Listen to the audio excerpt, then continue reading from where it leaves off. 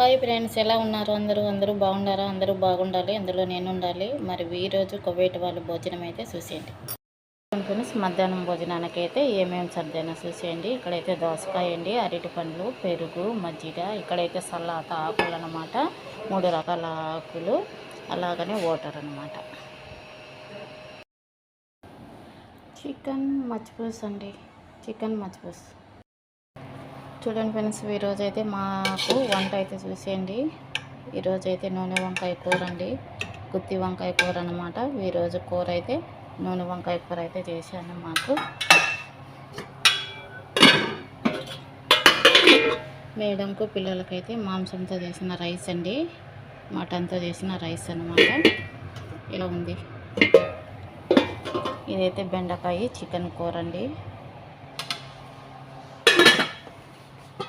ఇదైతే white rice అన్నమాట. ఈరోజు మన వంట ఎలా ఉందో కామెంట్ చేయండి.